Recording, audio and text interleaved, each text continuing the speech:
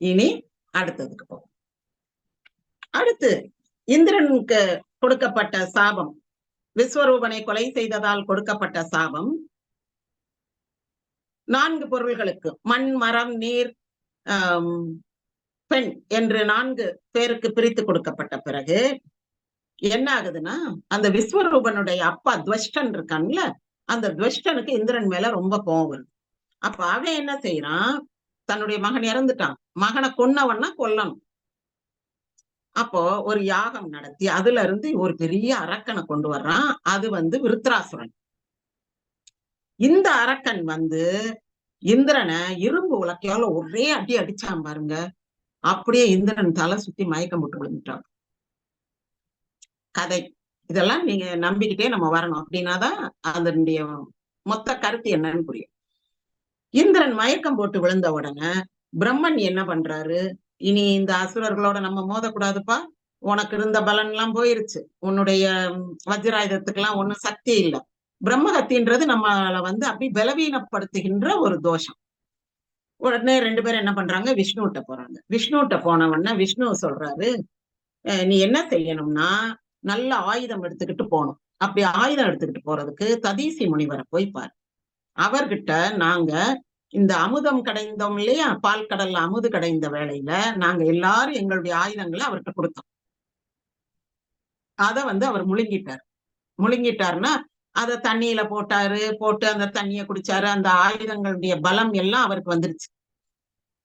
அப்போ அந்த ஆயுதங்களுடைய பலம் எல்லாம் அவருடைய முதுகெலும்புல ஸ்டோர் ஆகியிருக்கு. நீ போய் அவர்கிட்ட உங்க முதுகெலும்பு எனக்கு கொடுங்க, நான் வஜ்ராயுதமா செய்து அதை வச்சு நான் போரிடணும் துவஷ்டனோட அப்படின்னு சொல்ற. சரின்னு இவங்க 2 பேரும் பிரம்மனும் இந்திரனும் கூட்டு சேர்ந்து போய் கேட்கிறாங்க. போய் கேட்டா முதுகெலும்பு எப்படி எடுக்க முடியும், முதுகெலும்பு எடுத்தா உயிரோட இருக்க முடியுமா?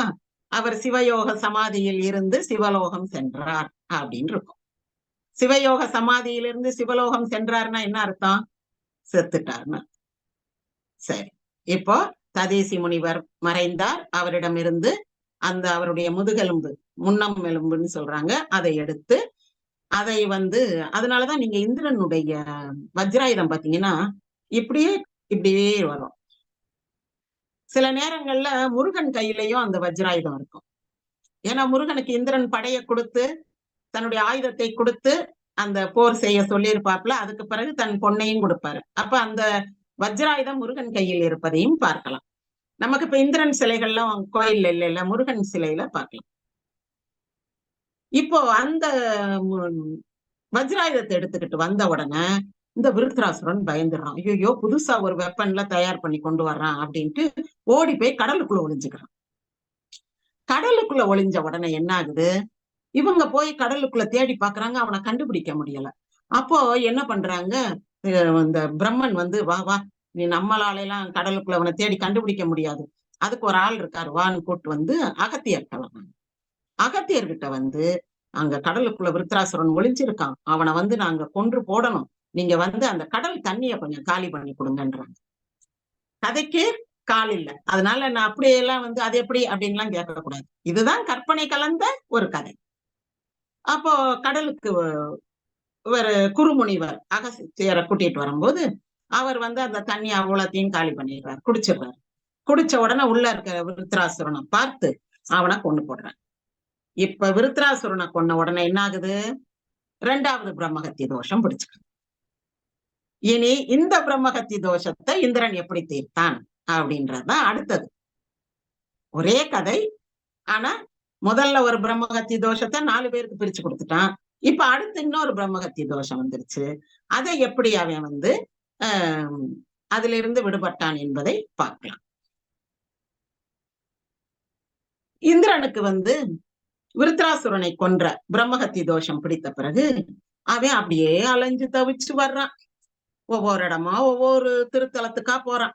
எங்க போறான், காசிக்கு போறான், காஞ்சிபுரத்துக்கு போறான். எங்க போனாலும் அவனை பிடிச்ச பீட விடல. இதுல இருந்து நல்லா தெரிஞ்சுக்கங்க, காசிக்கு போனாலும் கர்மம் தொலையாது, காஞ்சிபுரத்துக்கு போனாலும் கிடைக்காது, எங்க வந்தா தீரும்னு சொல்றேன். இவன் இப்படியே ஒவ்வொரு ஊரா சுத்தி வந்துகிட்டு இருக்கும் போது ஒரு இடத்துல வந்த உடனே அவனுக்குள்ள இருக்கிற அந்த வீக்னஸ் எல்லாம் குறைஞ்சு அப்படியே ஒரு புத்துணர்ச்சி கிடைக்கும். ஒரு புது தெம்பு கிடைச்ச மாதிரி இருக்கா அப்படின்னு தோணுது. பாக்குறேன், அது வந்து ஒரு கடம்ப வனம். கடம்ப மரங்கள் நிறைந்து இருக்கின்ற ஒரு பகுதி. அங்க வந்த உடனே என்ன ஆகுதுன்னா,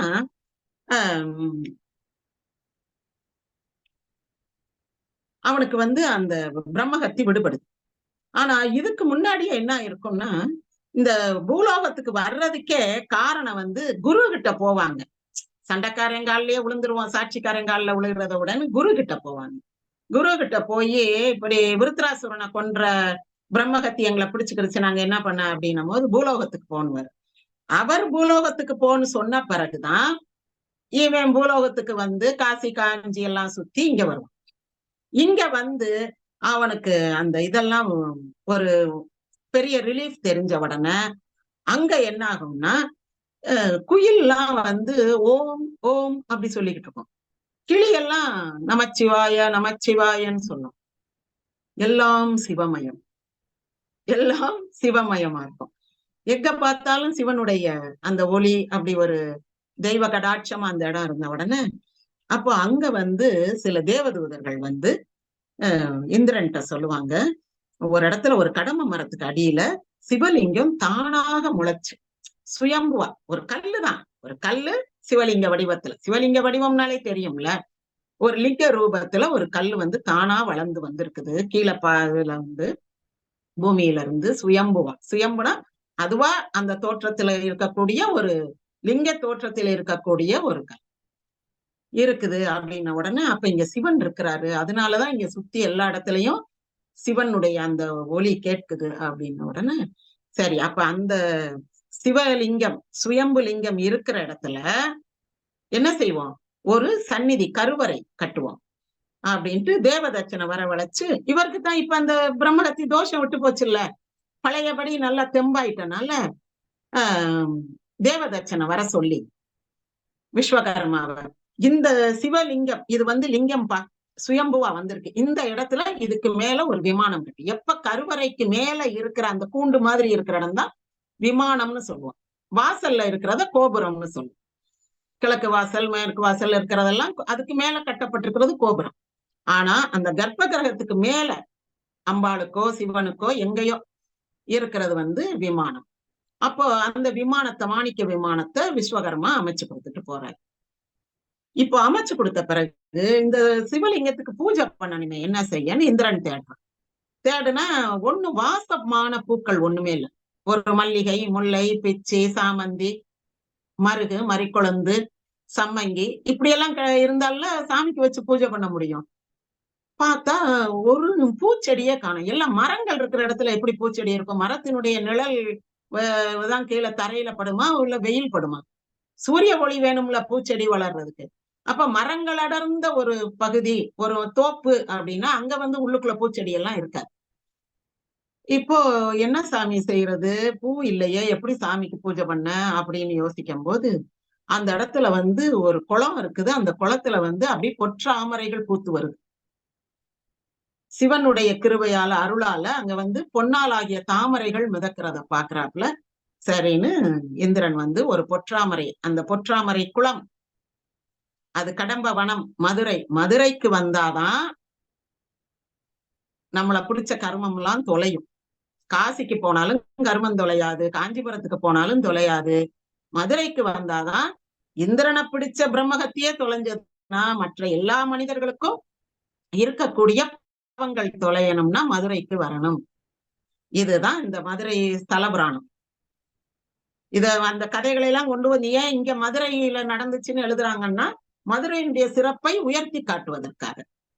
அப்ப அந்த தங்க பூக்களை வச்சு அவன் சாமி கும்பிட்ட உடனே சிவன் வந்து என்ன சொல்றாரு, அவனுக்கு காட்சி கொடுத்து, நீ ஒவ்வொரு வருஷமும் சித்ரா பௌர்ணமி அன்னைக்கு, அன்றைக்குதான் ஒளி மிகுந்த நாள், அன்றைக்கு நீ வந்து என்ன வணங்கணும் அப்படின்றாரு. சரின்றான் இந்திரன்.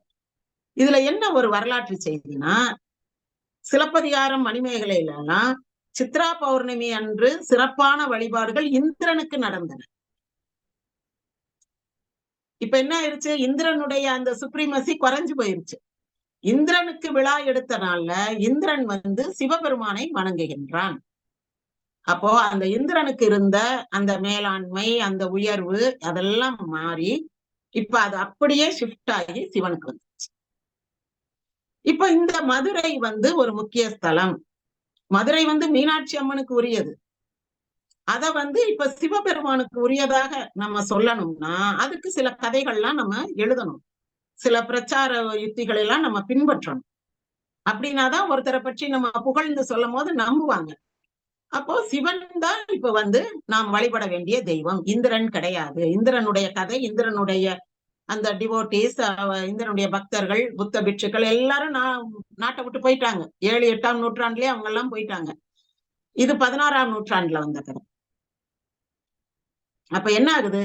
ஊருக்கு ஊர் சிவனுடைய ஸ்தலங்கள்ல ஒரு ஸ்தல புராணம் எழுதுறதுன்றது ஒரு மரபாக ஆரம்பிக்கப்படுகிறது. அப்படி மதுரைக்கு எழுதப்பட்ட ஸ்தல புராணம் திருவிளையாடல் புராணம். இந்த திருவிளையாடல் புராணத்தினுடைய முக்கிய அம்சம், இந்த இந்திரன் பழி தீர்த்த படலத்தினுடைய முக்கிய அம்சம் என்னன்னா, இதுவரை சித்ரா பௌர்ணமி என்று வழிபடப்பட்ட இந்திரன், அந்த இந்திரன் கூட கணக்கு எழுதிக்கிட்டு இருந்த சித்திரகுப்தன், அது எல்லாம் மாறி இனி இந்திரனே சிவனைத்தான் வழிபட வேண்டும். இப்ப சுசீந்திரத்துல தானுமாலையன் கோவில் எப்படி இருக்கு? இந்திரன் ராத்திரி கும்பிட்டுட்டு போவான்னு சொல்லுவாங்க. அந்த மாதிரி இந்திரன் வழிபட வேண்டும் என்ற ஒரு உத்தரவாதத்தோடு அந்த முதல் படலம் நிறைவுறுகின்றது. இனி அடுத்த கதை நாளைக்கு பார்ப்போம். நன்றி, வணக்கம்.